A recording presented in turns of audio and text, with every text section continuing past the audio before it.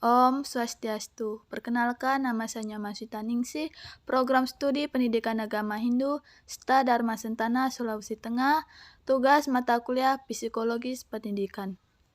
Di sini saya akan menjelaskan materi bab 4 mengenai perbedaan individu. Pokok pembahasan yang pertama yaitu inteligensi, yang kedua emosi, yang ketiga motivasi, yang keempat minat, dan yang kelima gaya belajar. Baik, sebelumnya kita terlebih dahulu untuk memahami apa sih itu pengertian perbedaan individu. Nah, perbedaan individu adalah perbedaan kemampuan karakteristik, kognitif, kepribadian, keterampilan fisik, dan lain sebagainya antar peserta didik pada jenjang usia tertentu dan dalam setiap kelompok tertentu. Melalui praktik dan aktivitas pendidikan, kita dapat mengakomodasi perbedaan individu para siswa. Baik, kita langsung saja ke beranjak materi yang pertama yaitu inteligensi. Inteligensi atau kecerdasan intelektual adalah suatu kemampuan mental yang melibatkan proses berpikir secara rasional. Oleh karena itu, inteligensi tidak bisa diamati secara langsung, melainkan harus disimpulkan dari berbagai tindakan nyata yang merupakan manifestasi dari proses berpikir rasional itu. Menurut Ormond 2008 menyimpulkan pandangan dari para tokoh tentang definisi dan rumusan tentang inteligensi yang memiliki berbagai kualitas sebagai berikut.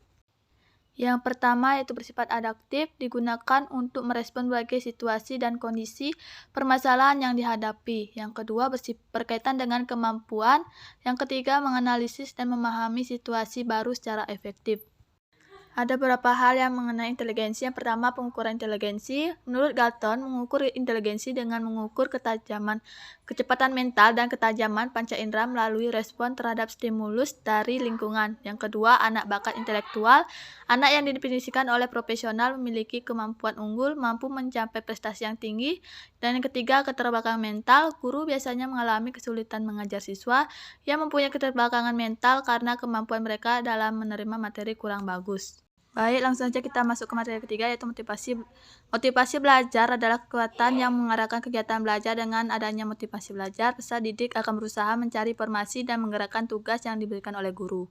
Secara umum, motivasi dapat dibedakan menjadi dua, yaitu motivasi intrinsik adalah motivasi internal untuk melakukan sesuatu demi hal itu sendiri atau tujuan sesuai dengan kegiatan itu sendiri. Yang kedua, motivasi ekstrinsik adalah kekuatan yang menggerakkan individu melakukan sesuatu untuk mendapatkan sesuatu yang di luar atau di luar kegiatan yang dilakukan. Materi yang keempat itu minat. Minat adalah rasa lebih suka dan tertarik pada suatu aktivitas tanpa ada paksaan. Minat pada dasarnya adalah penerimaan akan suatu hubungan antara diri sendiri dengan sesuatu di luar diri. Jenis-jenis minat yaitu minat situasional dipicu oleh sesuatu di luar lingkungan sekitar seperti hal-hal menantang sering menghasilkan minat situasional dan melibatkan aktivitas yang tinggi. Yang kedua, minat pribadi bersifat jangka panjang dan relatif pada suatu topik atau aktivitas. Materi yang terakhir adalah gaya belajar. Gaya belajar adalah kemampuan setiap anak atau peserta didik untuk menyerap dan memahami pelajaran tentu berbeda. Demikian pula dengan cara mereka belajar yang bisa disebut dengan gaya belajar. Selain perbedaan individu dari aspek psikologis seperti telah dikemukakan, terdapat faktor lain untuk mempengaruhi terhadap perkembangan dan proses belajar individu yang itu aspek budaya, bahasa, status ekonomi, dan jenis kelamin atau gender.